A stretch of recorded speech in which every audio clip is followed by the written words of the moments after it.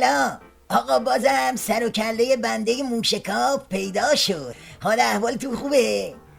آقا امشبم مثل دیشب میخوایم بریم سراغ داستان نشست مقدماتی مونیخ و دریلی که همین جوری داره جسم ناقص عظما رو سوراخ میکنه. جماعت کوسه حرفشون اینه که نشست مقدماتی مونیخ دستاورد دولت اعتدالی بود. آقای پرویزی سلام، بفرمایید که هدف از این سفرها چیه؟ این سفرها رو میتونن در قالب موفقیتی که دیپلماسی دولت تدبیر و امید در سیاست خارجی داشته ارزیابی کرد. این سفرهایی که افزایش پیدا کرده حاصل تغییر در رویکرد دیپلماسی غربی است، نه تغییر در رویکرد دیپلماسی ایرانی. خب حالا بشنوید از ورق‌پاره های کوسه که تعارف و این حرفا رو کنار گذاشتن و حرفایی از زبان وزیر خارجه آلمان نقل کردن که جیگر ولی فقیه رو میسوزونه. در دیدار وزیر امور خارجه آلمان مطرح شد راهکارهای هاشمی برای رابطه با عربستان. اشتاینمایر: جهان هاشمی را عامل تقویت روابط با ایران می‌داند. یابوی اکبر شاهی همینا. اصلا ولی فقیه و کشکم حساب نمیکنه. میگه طرف حساب ما کوسه است، ساقی زهرم کوسه است، خامنه این وسط مقام عظمای چغندره. خب چاپ همین جمله ها تو ورق‌پاره های باند کوسه کافیه تا فیتیله دلواپسا رو آتیش بزنه. ما با کلیدواژه‌ای به نام نفوذ دشمن مواجه هستیم. در حوزه سیاست داخلی، دشمنان نظام در صدد ایجاد دو قطبی سازی میان نیروهای انقلابی کشور هستند. این دو قطبی سازی با هدف تنها کردن مواضع رهبری و ضربه زدن به اصالت نظام صورت میگیرد.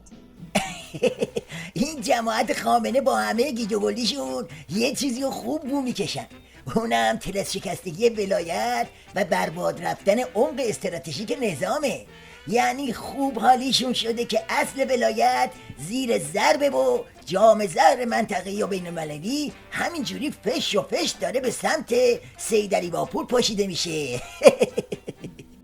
من این رو حداقل متوجه نمیشم یا برام سوال هست که طرف مقابل ما بگه شرط بذاره، بگه که نماینده سوریه نباشه و نماینده روسیه نباشه و ما بیایم برای سوریه به هر حال طرحی داشته باشیم، طرح امنیتی داشته باشیم.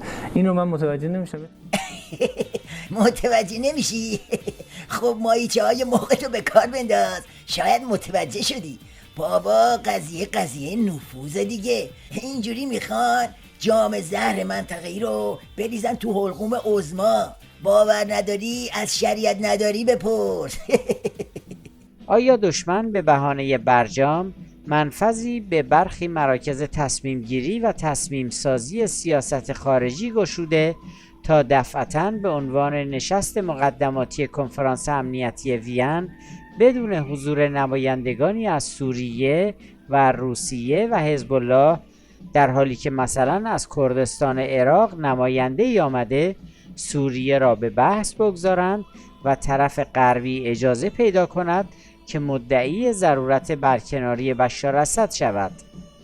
بله دوستان، بازم صحبت از همون دوتا نسخه است. یکی نسخه سیدعلی واسه پس زدن جام زهرای بعدی، یکی هم نسخه اکبر کوسه واسه خوردن جام زهرای بعدی و آویختن به دامان غربیا. نظام مریض و رو به قبله با هیچ کدوم از این دوتا نسخه درمون نمیشه. تکلیف خامنه که روشنه، کوسه هم که دیگه نگو، هی شکمشو صابون میماله که شاید یه فرجی بشه آخر سر. همون آشه و همون شکاف. این خبر رو داشته باشید، موشکافیش با خودتون.